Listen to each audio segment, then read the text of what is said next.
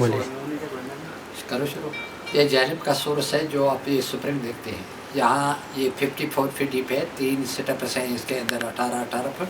पहले सेटअप पर आप खड़े हैं, इसके बाद पानी में 2 सेटअप्स है। सेंटर में इसका पानी पाताल से 400 गैलन पर सेकंड पानी निकलता है, जो कि आप हरा पानी देखते हैं। लेकिन पानी में कलर नहीं, पानी पीने का है। लेकिन ये जहांगीर की ख्वाहिश थी कि स्प्रिंग की शक्ल जो है वो आकाशी कलर में होना चाहिए।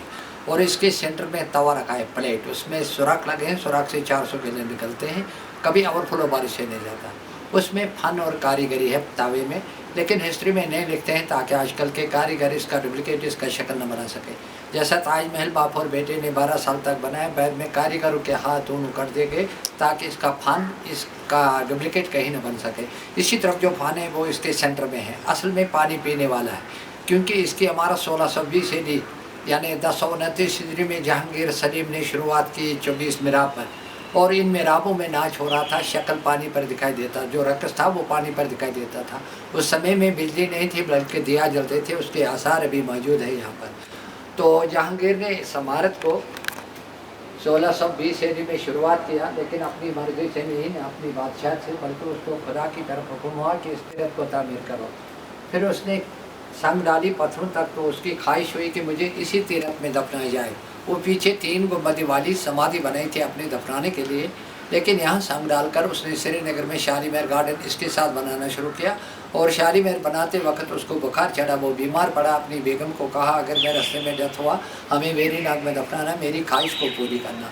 लेकिन उसकी बेगम यहाँ वापस नहीं मुड़ी, वो रजौरी के रास्ते में वापस चली गई। लाहौर के लिए मुल्क एक ही था। जब चिंगस रजौरी में पहुँचे तो जहांगीर की डेथ चिंगस रजौरी में हुई। फिर उसकी बेगम ने ऐलान नहीं किया कि जहांगीर डेथ हुआ, क्योंकि उसकी हुकूमत में बगात होती। उसने वहाँ चोरी से जहांगीर की अंतड़ियाँ निकाली और नारियाँ कहते हैं उसको, नारियाँ के बीच में दफनाया आधे रास्ते में, ताकि बाड़ी को बदबू न हो पाए। इधर रास्ता था, बाकी बाड़ी जो थी वो हाथी पर सवार लेकर लाहौर पहुँचाई और लाहौर के दरिया रावी पर सलीम दफनाया गया। यहाँ वो दफनी हुआ वेरीनाग में, जिसकी शौक से, जिसकी तमन्ना से वेरीनाग बना है। और लास्ट में ये इंटो तक का दौरा था। फिर आज से पहले 402 साल ये काम पूरा हुआ शाहजहां से। और इसका इंजीनियर था हैदर अली, मैसूर का रहने वाला। खुदा का शुक्र है जो इंजीनियर था। आगे वाटरफॉल और बीच में ये कनाल 7 साल तक बनाई है, जिस कनाल की शक्ल आगे ताजमहल के कनाल से मिलती जुलती है। उस समय में कनाल जो थी ऐसी खूबसूरती को सड़क को याद दिलाती थी, अन्य जन्नत को। जी आप शहर कश्मीर आगरो, इस चश्मे की हसरत से हमारे कश्मीर में इज्जत और आबरूई है। और इसका प्राचीन नाम वरनाग रखा था। वर्क मतलब है बड़ा और नाग सांप, लेकिन हम नाग झरने को कहते हैं कश्मीरी भाषा में। जैसा कुकर नाग, शीशनाग, जहाँ स्प्रिंग निकलता हम नाग कहते हैं। इसका नाम जो था वो बड़ा झरना था। फिर आहिस्ता आहिस्ता वार वेरी में तब्दील हुआ, जिसका नाम वेरी नाग नाम पड़ा। वेरी का मतलब अच्छा और नाग का मतलब झरना, अच्छा झरना। जो जो गर्मी बढ़ती है पानी ठंडा रहता है। जब यहाँ स्नोफॉल होता है पानी गर्म रहता है, बर्फ़ इसके अंदर पिघल जाता है। और आप इसके अंदर मछलियाँ आज नहीं देख सकते हैं, क्योंकि बारिश की वजह से इसमें ज़रा थोड़ा सा पानी में चेंज आ गया। तो इसमें 2 वैरायटी मछली है। यहाँ से नीचे तक 5 किलोमीटर तक 2 वैरायटी है। एक तो काली है कश्मीरन, दूसरी स्पॉट वाली है जिसको ट्राउट कहते हैं, जो खाने में लजीज, कांटे कम होते।